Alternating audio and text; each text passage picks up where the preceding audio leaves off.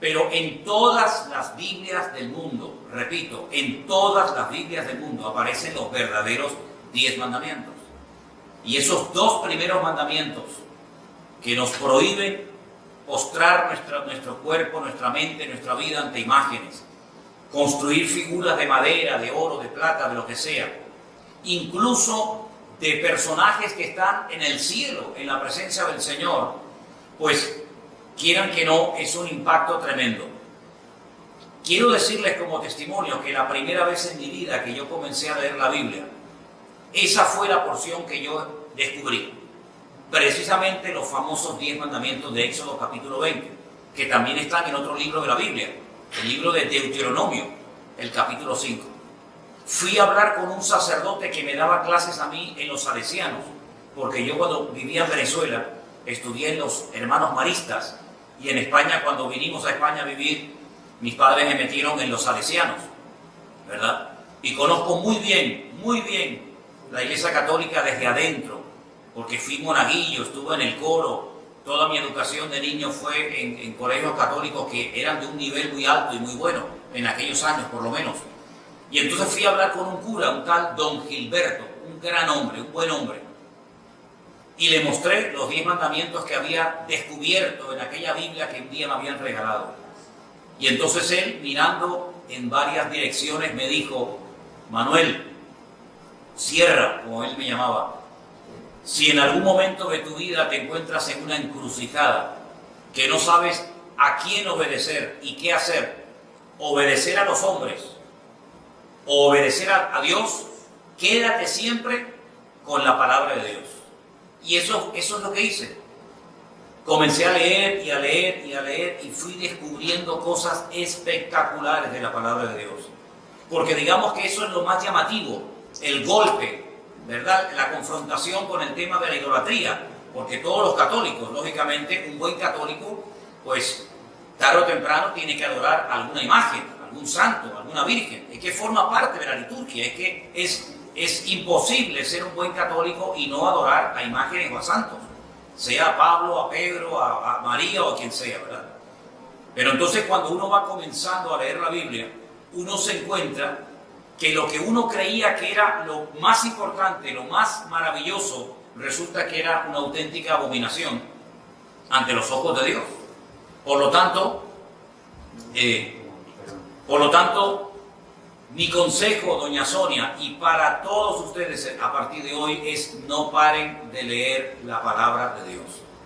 Y ese testimonio que yo contaba de aquella parejita que eran muy católicos, una pareja joven de novios, no eran ni casados en aquel momento, que me preguntó ella si era bíblico o no adorar las imágenes, y yo le dije que leyera Éxodo 20. Hoy en día esa pareja, están casados lógicamente, y son pastores de una iglesia evangélica en España, concretamente en la ciudad de Sevilla.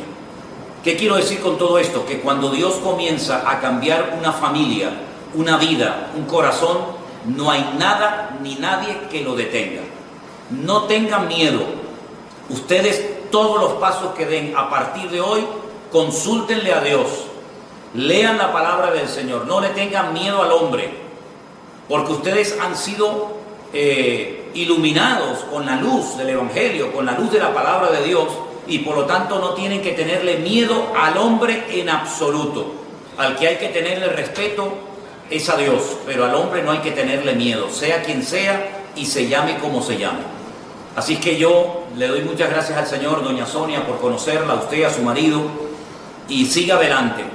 Les voy a contar a todos un pequeño testimonio.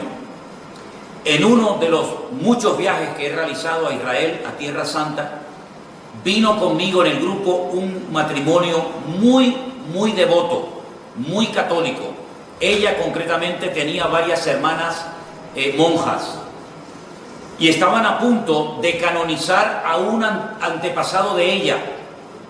Cuando vinieron conmigo a la ciudad de Jerusalén, los llevé al sepulcro bíblico, al sepulcro que tiene todas las características bíblicas, como dice la palabra de Dios.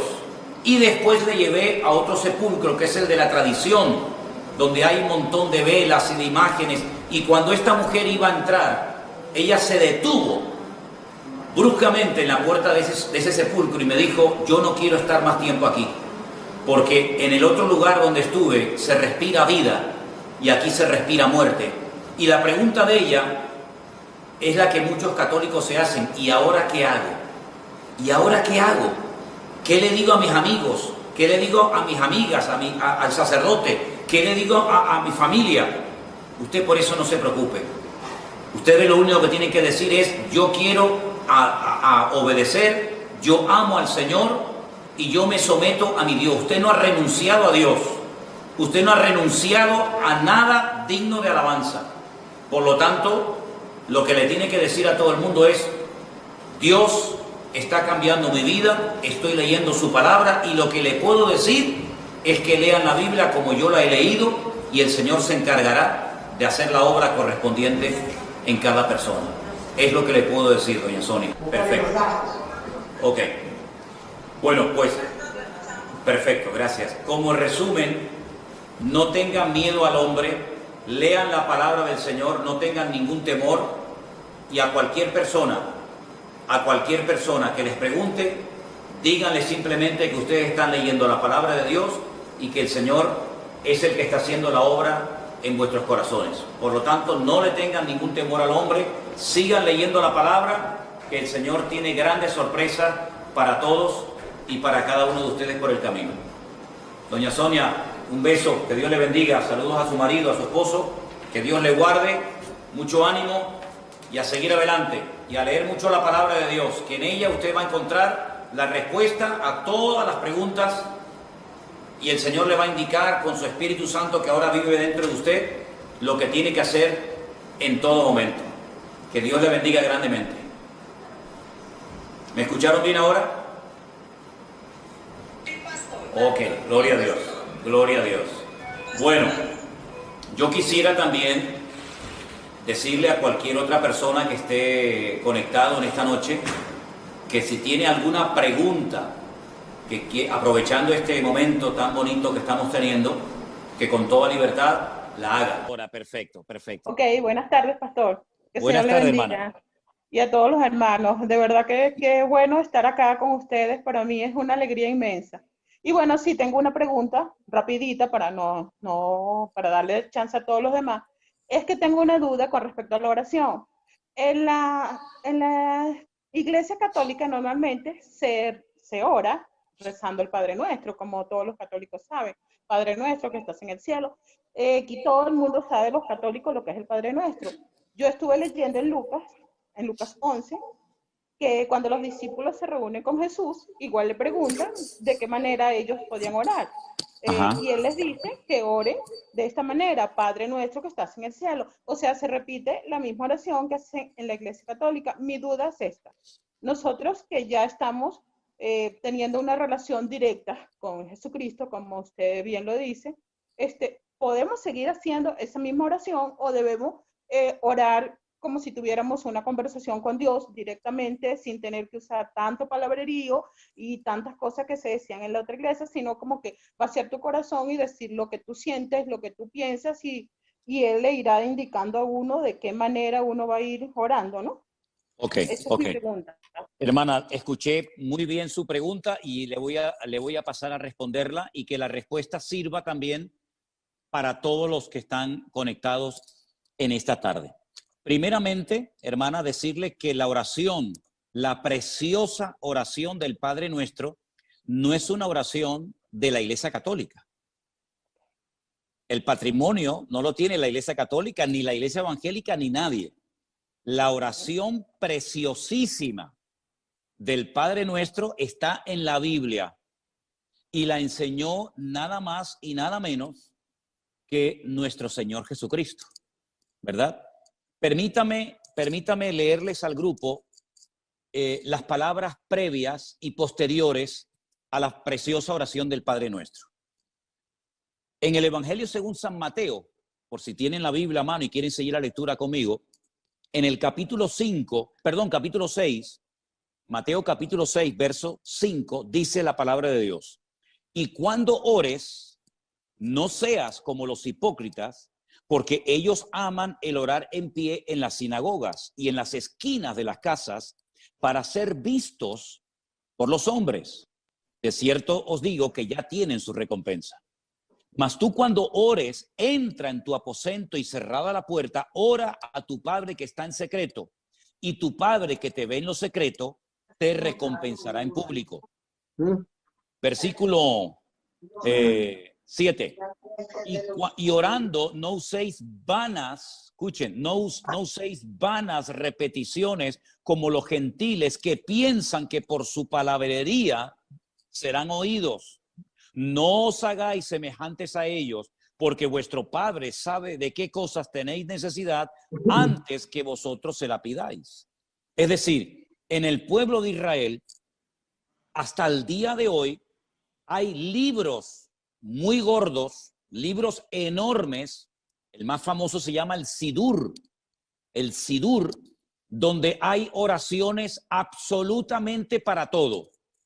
Para cuando usted come, cuando usted bebe, cuando usted sale, cuando usted entra, cuando se muere una persona, cuando nace un niño, para un matrimonio, para un bautismo, absolutamente para todo. Son oraciones que se hacen continuamente. Hay 3 oraciones que en el pueblo de Israel obligatoriamente todo devoto tiene que hacer cada día. La oración de la mañana, que se llama Shacharit, la oración de la tarde, aproximadamente como a las 3 de la tarde, que se llama la Minjá, y la oración de la noche, que se llama la oración de Arbit. Todos los días las mismas oraciones, las mismas lecturas, los mismos salmos, toda la vida. Esto ya existía en los tiempos del Señor Jesucristo. Oraciones repetitivas que se aprendían de memoria, que se enseñaban de generación en generación, el padre al hijo, el hijo al nieto, sucesivamente. ¿Qué es lo que hace el Señor Jesucristo? El Señor Jesucristo le enseña a los discípulos y a todos los cristianos una oración modelo, una oración base, que va a servir para que sobre esa oración sepamos qué cosas podemos pedir y cómo debemos pedirla. ¿Es malo repetir en alta voz el Padre Nuestro? En absoluto. En absoluto. El Padre Nuestro, repito, no es una oración de la Iglesia Católica ni una oración de la Iglesia Evangélica, es una oración bíblica. Ahora bien, hay muchas cosas que no incluye el Padre Nuestro, pero como el Padre Nuestro me enseña a pedir ciertas y determinadas cosas, yo puedo pedir por mi familia, puedo pedir por mi salud, puedo pedir por mi país, puedo pedir por un trabajo, puedo darle gracias al Señor por lo que tengo, por lo que he aprendido, por los hermanos en Cristo que estoy conociendo, etcétera, etcétera. Es decir, no está mal repetir el Padre Nuestro en alta voz, en absoluto, pero por favor, no lo hagan, permítame la expresión, como los loros, de una forma ya repetitiva, de memoria, que no sabemos lamentablemente lo que estamos diciendo. Si alguien quiere usar y hablar de vez en cuando con las palabras de la preciosa oración del Padre Nuestro, no hay ningún problema, pero no lo haga como un rezo repetitivo, monótono y aburrido, sino que usted puede orar ahora con total libertad a su Dios, a su Padre Celestial, que lo conoce, que lo ve, y por lo tanto no se limite, repito, no se limite única y exclusivamente a repetir el Padre Nuestro, porque usted puede orar hoy por hoy lo que quiera. Y miren, les voy a dar un consejo que me dieron a mí hace muchos años. Si usted quiere aprender a orar bien, bíblicamente, utilizando términos bíblicos, oraciones preciosas, lean los Salmos. El famoso y precioso libro de los Salmos, que hay 150, léalo. Cada día puede leer un salmo. Hay 150, muchas son oraciones, pero usted va a aprender oraciones preciosas que también, como no, usted puede utilizar esos términos, esas frases y esas palabras. Así que como conclusión, usted puede repetir el Padre Nuestro cuando quiera, siempre y cuando no lo haga de una forma repetitiva, monótona, religiosa y aburrida, pero no se limite única y exclusivamente a orar usando el Padre Nuestro, porque usted puede hoy por hoy orar con total libertad, de padre a hijo, de hijo a padre, cuantas veces quiera. Espero que haya quedado bien, bien, quiero decir, espero que haya quedado clara, mejor dicho, la respuesta a su pregunta, querida hermana. Perfecto, perfecto, quedó totalmente claro. Y quería Amén. acotar que sí, bueno, que tengo los libros de los Salmos, un librito solo de Salmos y lo leo siempre, pero bueno, era mi duda. También quería decirle rapidito, porque yo no es que estuve hasta ayer en la Iglesia Católica, pasa que vengo de una familia donde la mitad es católica y la mitad es cristiana. Y entonces me quedaban como que dudas y quise entrar para aclarar dudas, pues de verdad Muy bien. que chévere, gracias y de verdad que feliz con la respuesta. Gracias. Bendición, hermano. Bendiciones. Vamos a darle lugar a otras personas. Yo, como me estaba fallando el ordenador, la computadora, tengo el iPhone en la mano, el teléfono, pero tengo la pantalla frente a mí. Y Vanessa, si tú ves a gente con la mano levantada queriendo hacer una pregunta, dime de quién se trata y le damos enseguida lugar para que haga su pregunta. Silvia Colín. Ok, Silvia Colín, por favor, si es tan amable, abra su micrófono y haga la pregunta que usted quiera. Ok, bienvenidos todos y qué bueno que estamos en esto y que nos salimos a tiempo de una religión en la que cuando yo me di cuenta hasta lloré porque dije, Dios mío, he sido engañada toda mi vida. Pero bueno, mi pregunta, tengo muchas preguntas, pero voy a hacer una para que todos tengamos tiempos de hacer alguna. ¿Cómo guardar correctamente el día de reposo? ¿Qué es lo que no debemos hacer? Porque en eso sí tengo mucha duda. También, por ejemplo, pues yo soy enfermera, yo trabajé 28 años en la noche para el Seguro Social y pues obviamente que quienes hemos trabajado en ciertos días es muy difícil guardar el día de reposo. Quiero entender que a lo mejor hay que contar 7 días y guardar ahí un día de reposo, por ejemplo, ahora para los jóvenes, para mis hijas, que trabajan mucho más ahora desde que están conectados en línea, ha sido más difícil que puedan incluso dedicarle un momento a Dios porque terminan exhaustos. Esto del encierro creo que ha sido peor para mucha gente porque no le dedican el tiempo tampoco a los hijos o tienen que estar más al pendiente con las tareas. Pero ¿qué se puede hacer para la gente que no puede guardar exactamente el día de reposo? Vamos a ver. Cuando uno lee en Génesis, el primer libro de la Biblia, todo lo que el Señor le ordenó a Adán y a Eva que hicieran, curiosamente, una de las cosas que le pide es que el séptimo día lo santifiquen. La palabra santificar significa apartar o consagrar. ¿Me explico? Apartar o consagrar es lo mismo que santificar. Bien, se lo dijo a Adán y a Eva. Es decir, en el séptimo día, ¿qué es lo que tenían que recordar? ¿Qué es lo que tenían que hacer? ¿Qué tenían que tener presentes aquella pareja por el hecho de que Dios le dijera que tenía que apartar ese día de una forma especial? Ahora bien, los días en la Biblia no reciben nombre.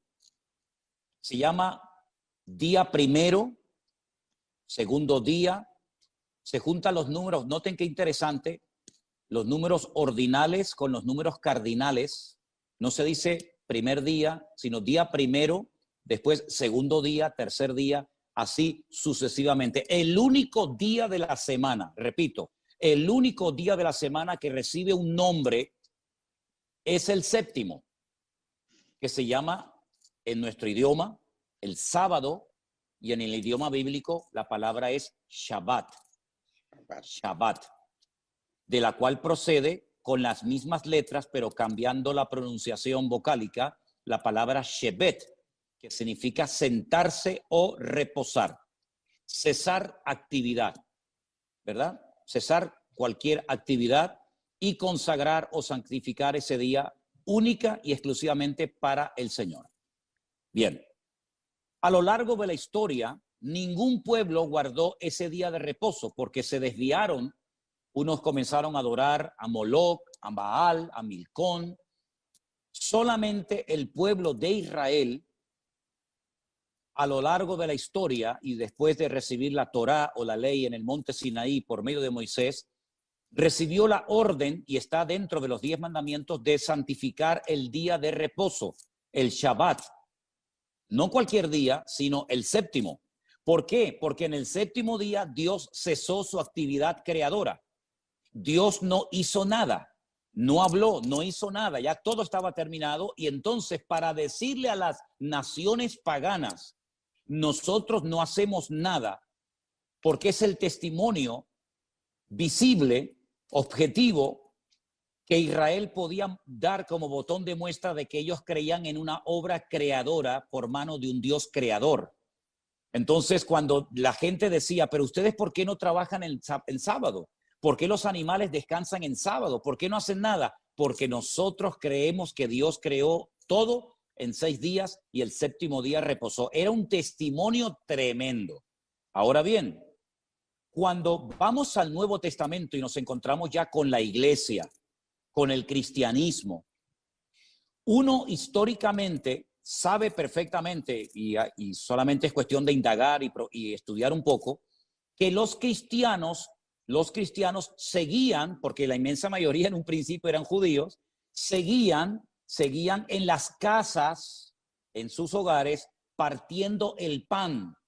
Y uno dice, bueno, partiendo el pan se refiere a que tomaban lo que llamamos la Santa Cena, el pan y el vino. No. Es que todos los sábados, el día de reposo Shabbat, se parte un pan, que es un pan trenzado, y se comparte vino. Todos los días del año que caen en Shabbat, se parte el pan y se toma el vino. Esa ceremonia se llama Kiddush. Se santifica esa ceremonia, ¿vale? ¿Qué fue lo que pasó? Bueno, algún día hablaremos de todo lo que se fue lamentablemente deteriorando con el paso del tiempo y en los muchísimos concilios que se fueron celebrando a lo largo de la historia, se fueron añadiendo y quitando cosas fundamentales que se habían practicado por siglos y siglos.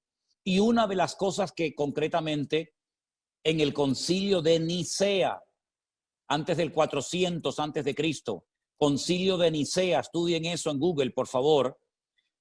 En ese momento, la cristiandad, el liderazgo de la cristiandad en ese tiempo, transformó y cambió el Shabbat por el domingo. ¿Qué les parece? Hay unas declaraciones de un alto obispo de la Iglesia Católica de los Estados Unidos, que con sus ropas sacerdotales da una conferencia, la pueden buscar en internet, en YouTube, donde él pide perdón porque él lee el decreto, el año, el día y la hora en la que la cristiandad quitó en ese concilio de Nicea el día sábado y lo sustituyó por el domingo. Ahora, ¿qué es lo que ocurre? En nuestra tradición cristiana es muy difícil, no sé ustedes hermanos, pero es muy difícil por las cuestiones laborales fundamentalmente, guardar el día de reposo. De hecho, los cultos, el culto principal de la mayoría de las iglesias, aunque aquí el sábado lo hacen los jóvenes, ¿verdad? Y en muchas congregaciones, el culto principal es el domingo. ¿Por qué?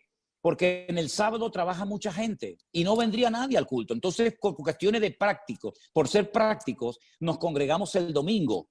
Ahora, en Cristo, todos los días son del Señor. Todos. El problema es que en el paganismo sí le pusieron nombres a los días de la semana.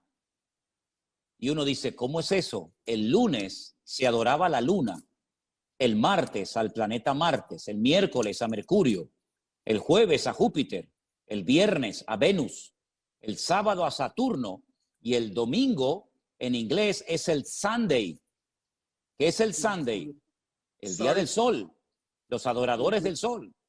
Entonces, lamentablemente, muy poca gente puede juntarse en familia tranquilamente alrededor de una mesa a tener un día de reposo, en este caso el Shabbat. Ahora, mi consejo es, todos los que puedan, el sábado, pasarlo en familia, comer juntos, con los hijos, con los nietos, orar juntos, bendecirse los unos a los otros, háganlo.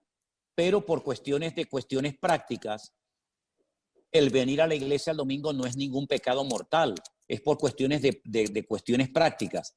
Ahora bien, hay ciertos y determinados trabajos, como por ejemplo médicos, bomberos, policías, etcétera, que según las leyes que después establecieron los rabinos a lo largo de la historia, la vida humana está por encima del Shabbat. Es decir, usted si tiene que salvar una vida en Shabbat, lo hace, independientemente de que sea día de reposo. Jesús le dijo una vez a un líder de una sinagoga en Israel, le dijo, tú eres un hipócrita, querido, porque esta hija de Abraham que estaba 18 años atada por Satanás en tu congregación, que no se podía enderezar, tú no orabas por ella, pero sin embargo hoy te has levantado y has desatado tu buey del pesebre y lo has llevado a beber. ¿Cómo es posible que le des más importancia a la vida animal que a la vida humana? Entonces lo que no tenemos es caer en un fanatismo y creer que porque no podemos guardar el día de reposo nos vamos a condenar. No, hay que procurar cumplir con todo dentro de nuestras posibilidades. Pero el día de reposo es fundamentalmente un día de eso, de reposo, de tranquilidad, de sosiego, de calma para estar en familia, estar juntos, cesar cualquier actividad que pueda ser cesada. Y luego el domingo nos juntamos como pueblo de Dios en nuestras iglesias, nuestros cultos, y no hay ningún problema. Pero en Cristo no nos ceñimos única y exclusivamente como Israel a un día de la semana, sino que en Cristo todos los días son del Señor. Y para finalizar, en la carta muy interesante a los hebreos, que la tenemos en el Nuevo Testamento, antes de la carta de Santiago, dice que enseña que Cristo es nuestro reposo, es decir, Cristo es nuestro Shabbat. En Cristo, ese reposo que se representa con un día a la semana, nosotros lo tenemos constante y permanentemente todos los días de nuestra vida. Espero haber respondido a su pregunta, querida hermana. Sí, sí, pastor, y es que como se habla de que la gente no se salva si no guarda el cuarto mandamiento y en eso está el séptimo día, pues digo, híjole. Eso no es verdad. Eso no es séptimo... verdad. La salvación no se gana por los mandamientos. Permítame ponerles el ejemplo de un joven rico que un día vino al Señor y le dijo, maestro bueno, ¿qué tengo que hacer para heredar, para tener la vida eterna? Y Jesús le dijo, ¿estás cumpliendo con los mandamientos? Y le dijo, sí. Y le dice, pero aún te falta una cosa. Es decir, cumplía con los mandamientos, pero le faltaba una cosa. Luego, por sentido común, simplemente por guardar los mandamientos no ganamos la salvación de nuestra alma. Porque si fuera por eso, ¿para qué vino Cristo a morir en una cruz? Si cumpliendo con los mandamientos, que tampoco son tan difíciles de cumplir, ganamos, obtenemos la salvación de nuestra alma, entonces la obra de Cristo en la cruz no era necesaria, nada más lejos de la realidad. La salvación no se obtiene por lo que hacemos, sino por los méritos de Cristo. ¿Ven? Okay. Gracias. Tengo más preguntas, pero bueno, a ver que alguien más haga algo. Ok, gracias hermana, bendiciones. A su micrófono, Hola. por favor. Hola, buenas tardes, pastor. La verdad buenas tardes. Buenas tardes. Somos una bendecida. Le presento a Carla, mi hijita, que tiene 23 años. Hola, Carla. Somos de Argentina. Hola. Y, ¿cómo es? Somos una bendecida porque todos los días escuchamos el devocional y la verdad que somos una bendecida de tenerlo en nuestras vidas, porque gracias a usted hemos interpretado la palabra, hemos tenido mucho conocimiento y nos ha ayudado un montón, porque en la Iglesia Católica jamás leímos la palabra, jamás, siempre que íbamos a misa nunca la interpretábamos tampoco, pero al tenerla a usted en nuestras vidas somos una bendecida por guiarnos, por ser nuestras guías. Le agradecemos a Dios. Que Dios lo bendiga inmensamente. ¿Me escucha, pastor?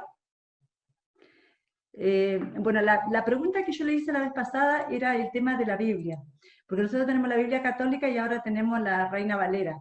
Lo que quería consultarle yo, que le consulté la vez pasada, era qué hacíamos con la Biblia católica. Pero usted nos había dicho que había una parte de la Biblia católica que era muy interesante leerla, pero no me acordaba, por eso quería tomar nota para guardar. ¿Cuál era la parte interesante para leer? No se escucha, no lo escucho, no lo escucho.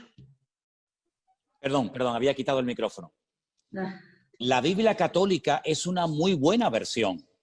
La Biblia católica generalmente es versión Nácar Colunga, que son los apellidos de la persona que tradujo la Biblia. Igual que la Reina Valera, son los apellidos de Cipriano de Valera y de Casidoro de Reina, ¿verdad? Ahora bien, no descarte la Biblia católica, léala todas las veces que quiera, sin ningún problema, sin ningún problema. ¿Qué es lo que ocurre? A veces nosotros en la iglesia o cuando yo hago los devocionales por internet, claro, al yo leer la Reina Valera, yo le aconsejo a la gente que tengan la misma versión para que puedan seguir la lectura. Pero la versión Reina Valera es buena, no hay ningún problema. Ahora bien, ¿cuál es la diferencia? Aunque permítame que le corrija una cosita, hermana. No hay Biblia católica y Biblia evangélica. La Biblia es Biblia. No es ni de los católicos ni de los evangélicos. Hay una sola Biblia. ¿Ok? Ahora, ¿qué ocurre? Mire, en el Concilio de Trento, antes mencioné el de Nicea, ahora les voy a mencionar otro. Siglo XVI, Concilio de Trento, tomen nota. La Iglesia Católica hizo muchos cambios, quitó, puso muchas cosas, y una de las cosas tremendas que ocurrieron en el famoso Concilio de Trento fue que la Iglesia Católica decidió añadirle 7 libros más al canon de la Biblia. Es decir, lo que ya estaba establecido por siglos y siglos y siglos. Fíjese, le estoy hablando del siglo XVI. Luego habían pasado ya muchos siglos después de Cristo, ¿verdad? Le añadió 7 libros de historia judía. Algunos de esos libros se llaman Baruch, Sabiduría, Tobías, Primera y Segunda de Macabeos, ¿verdad? En total 7 libros. 7 libros de historia. Usted dice que es de Argentina, ¿verdad? Sí, de Argentina, pastor, sí. Imagínense que en la Biblia añadieran historia de la República Argentina. Y que la agregue. Es una historia interesante, pero que no tiene nada que ver con lo que el Señor ya había puesto en su palabra. Entonces yo recomendé en un momento la lectura de los libros de Primera y Segunda de Macabeos. Y voy a dar una pequeña explicación para explicarles el por qué lo recomendé. En el Antiguo Testamento, la Biblia está dividida en 2 partes. Antiguo Testamento, es decir, antes de Cristo. Nuevo Testamento, después de Cristo. Bien. En el Antiguo Testamento, a través del profeta Daniel, el Señor profetizó que en el futuro vendrían 4 imperios que harían cosas tremendas contra el pueblo de Israel. Esos 4 imperios eran el imperio babilónico, el imperio de los medos persas, el imperio griego y el imperio romano. Si ustedes leen el Antiguo Testamento van a encontrar muchas cosas del imperio babilónico y también muchas cosas interesantes del imperio medo-persa, pero no va a encontrar ninguna información del imperio griego. Cuando empiezan ustedes a leer el Nuevo Testamento se encuentran, por ejemplo, a los romanos, a los centuriones, se encuentran a Poncio Pilato, etcétera, en el Nuevo Testamento. Y uno dice, ¿y qué pasó con los griegos? No están en la Biblia. ¿Por qué? Porque entre el último libro del Antiguo Testamento y el primero del Nuevo Testamento hay 400 años de silencio. No se cuenta nada. No pasó nada. Claro que pasaron muchísimas cosas. Por ejemplo, la historia de Alejandro Magno, la historia del imperio griego. Entonces, ¿qué pasó con ese imperio? ¿Qué hicieron en Israel? ¿Qué hicieron con el templo de Jerusalén? No lo sabemos, pero en Primera de Macabeos y en Segunda de Macabeos encontramos cosas muy interesantes que ocurrieron en ese periodo de la historia. Por ejemplo, la profanación del lugar santísimo, con un tal Antíoco Epifanes que profanó el lugar santísimo y que puso unos ídolos tremendos. En fin, es una historia muy interesante y esos libros están en la iglesia, en la Biblia, digamos, de la Iglesia Católica, la versión Nácar Colunga. Los macabeos eran unos hermanos que se rebelaron contra el Imperio Romano. No se llamaban macabeos. Creo que uno se llamaba Simón, otro se llamaba Judá. Todos murieron como mártires. Ellos pelearon, se rebelaron contra el Imperio griego y volvieron a consagrar el templo, que era un santuario pagano griego y que era un gimnasio para hacer gimnasia los griegos, lo volvieron a consagrar al servicio al Señor, ¿sí? Entonces a ellos los llamaban los macabeos, que viene de la palabra macab. La palabra macab en hebreo significa martillo. Un macab es un martillo, son los que golpeaban, los que amartillaban, los que golpeaban a los enemigos, y de ahí viene la palabra macabeos, ¿verdad? Entonces es una historia muy interesante que sería muy bueno que ustedes la leyeran. El libro de Judith es una chica que hace algo por la historia del pueblo de Israel. Esa es la gran diferencia que hay entre una Biblia y otra. Por lo demás, la versión Nácar Colunga católica y la versión Reina Valera son muy buenas versiones en castellano para poder entender el mensaje divino, el mensaje de Dios. ¿Sí? Sí. Muchas ¿Okay? Gracias, pastor, le entendí. Por nada, Muchísimas por gracias favor. Y que Dios lo bendiga. Gracias por igualmente. siempre, por sus devocionales. Amén. Gracias, un placer. Gracias. ¿Más preguntas tenemos, Vanessa? Sí, buenas tardes a todos y que Dios me los Buenas bendiga. tardes, igualmente. Muchísimas gracias, pastor, de verdad, por toda esta oportunidad que nos está dando a todos nosotros. En lo particular, pues siempre he venido de una iglesia, de una formación católica, pues toda mi familia, de verdad. Aquí nadie me ha dicho, pues, nadie me ha invitado. Es el mismo Señor quien ha puesto todo en mi vida, porque precisamente tuve esa curiosidad de estar empezando a leer la Biblia y obviamente pues a partir de que empecé a leer, que no sabía ni por dónde empezar, yo empecé desde el principio, desde el Génesis. Entonces empezaron a surgirme muchas dudas, precisamente eso de la idolatría, de los ayunos, de todo esto, ¿no? Pero a mí, por ejemplo, en lo que me respecta es en lo que veo en la cuestión de los diezmos y de los ayunos. Porque si bien es cierto, por ejemplo, acá en la Iglesia Católica muchas veces decían no, que los diezmos pues no necesariamente estos, no es necesariamente dar el 10% de lo que tú ganas a esto, sino ayudar a otra gente, ¿no?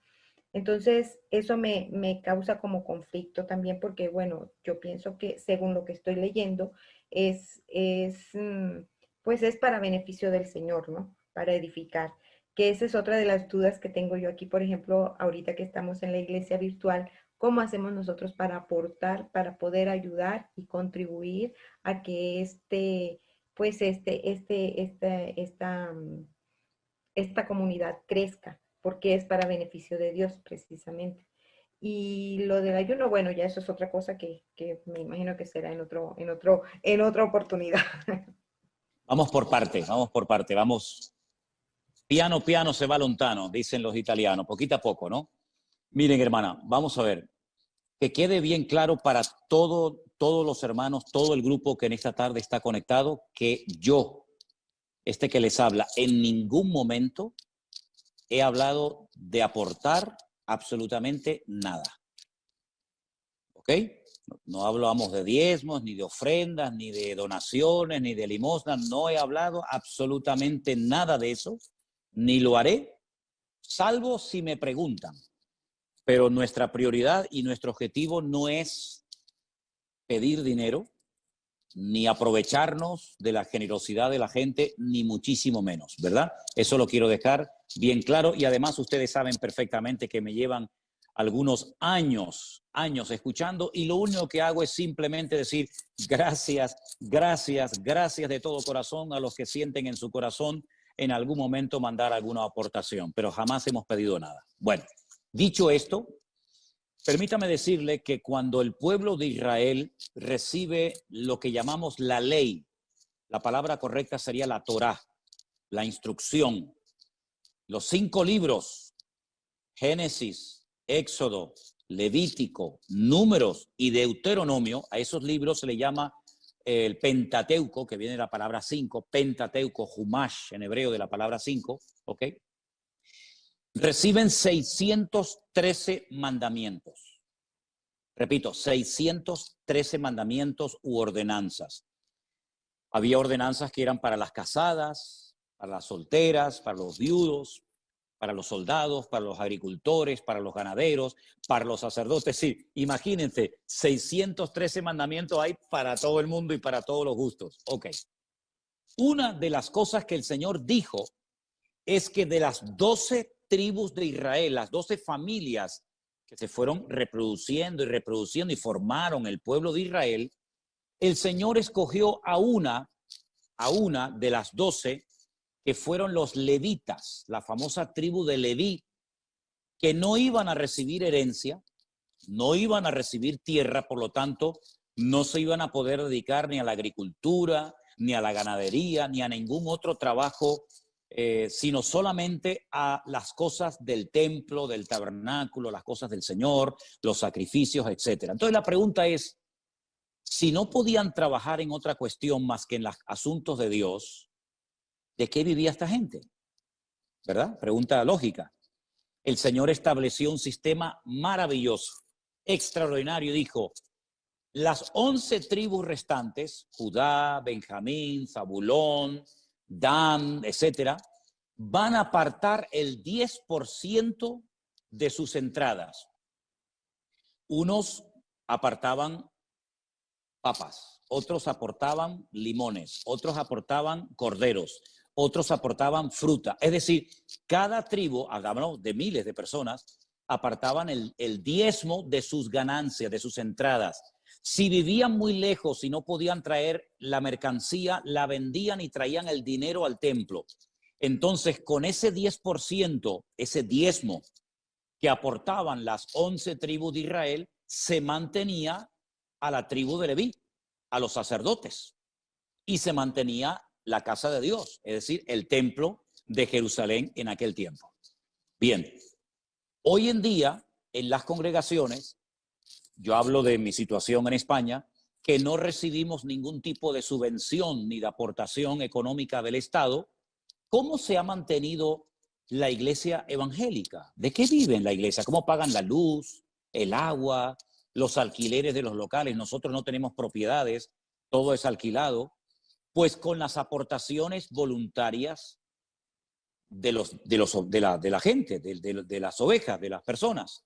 Entonces hay una costumbre dentro del pueblo evangélico que nace, que viene del pueblo de Israel, que es apartar el 10% de sus ganancias y lo aporta a la obra de Dios. Y con eso se pagan los gastos. ¿Qué es lo que está haciendo gente que nos está viendo por internet? Bueno, ellos van a la página web de nuestra iglesia y ven que hay una cuenta bancaria y hay un sistema muy sencillo, muy seguro, muy rápido que se llama PayPal, ¿sí? Y con ese sistema de PayPal, lo que hacemos es permitirle a la gente, perdón, un segundito, y el Señor es fiel y el Señor nunca nos abandona y hasta el día de hoy podemos decir que el Señor ha cuidado de su obra. ¿Me entendió la respuesta? ¿Sí? Sí, pastor, buenas tardes. Abra su micrófono, por favor. María Luz. Ok, ya puede hablar. Sí, le escucho.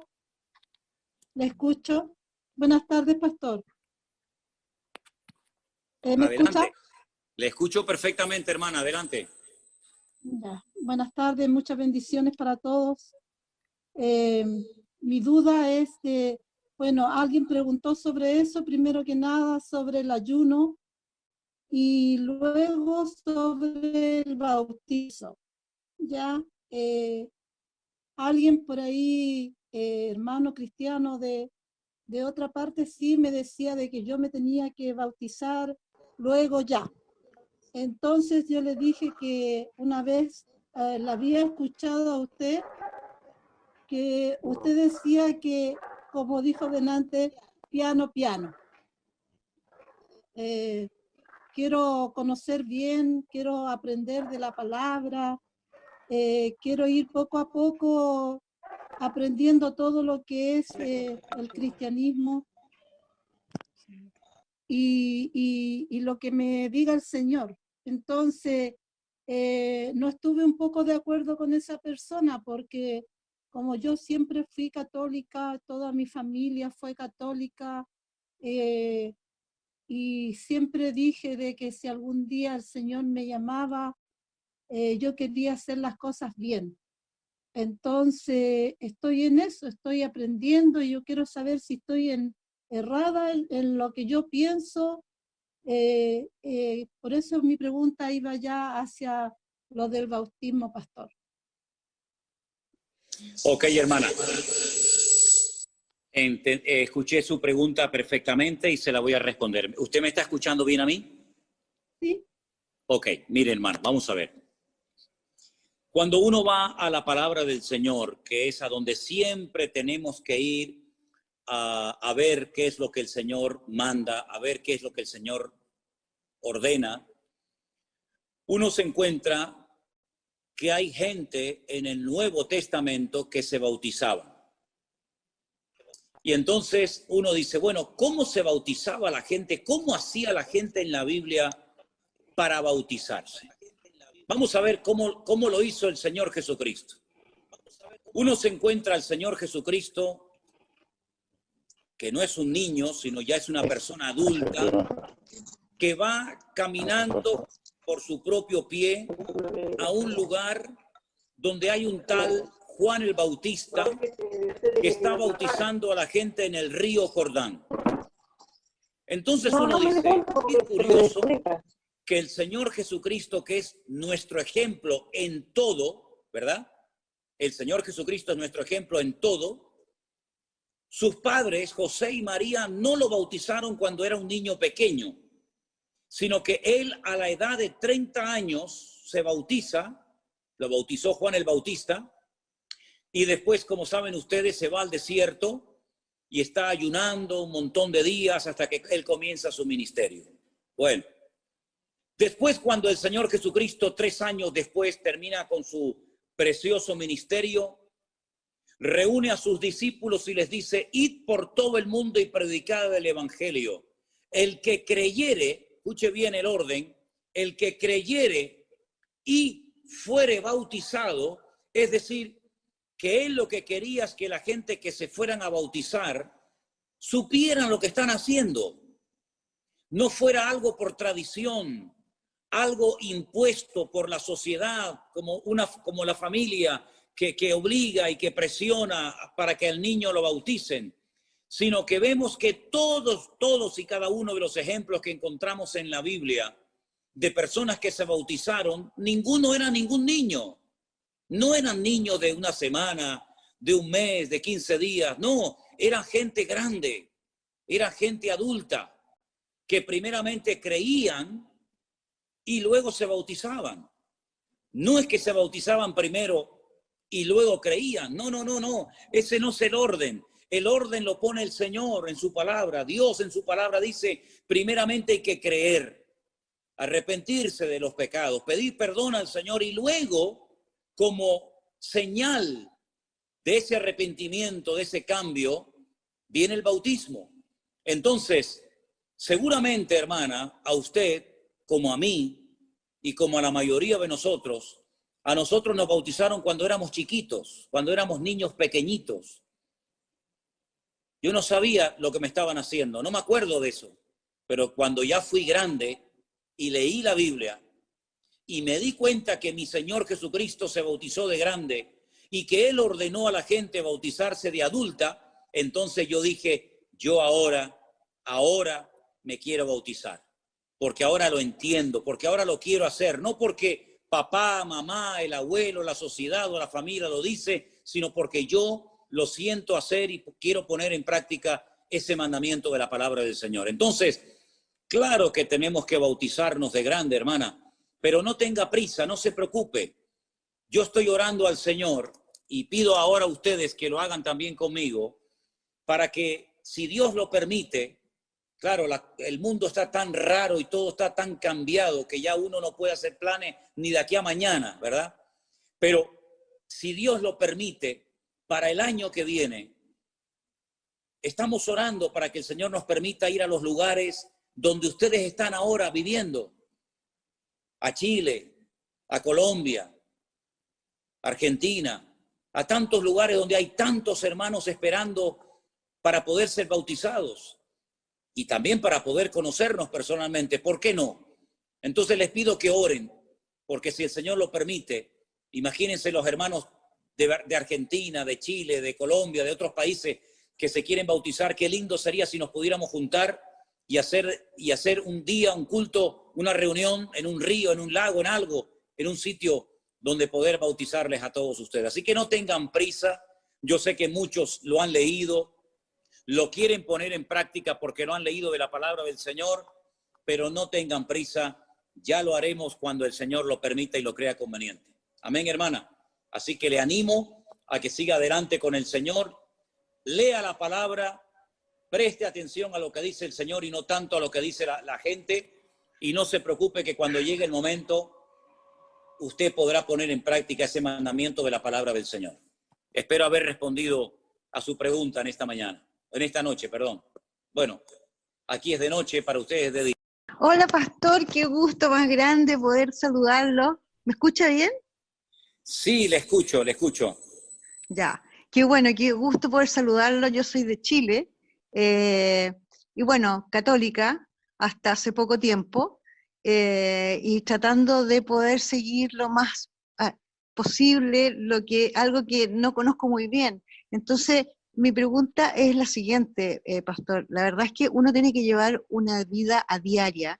Y usted sabe que en los católicos, ya que usted fue católico también alguna vez, todo sirve, todo vale. En los católicos uno iba a misa el día domingo y se sentía que había quedado purificado para el resto de la semana.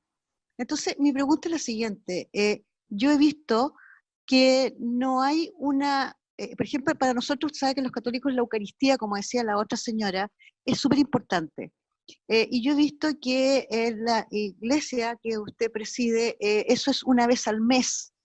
Y nosotros para poder comulgar teníamos que habernos confesado, ¿cierto?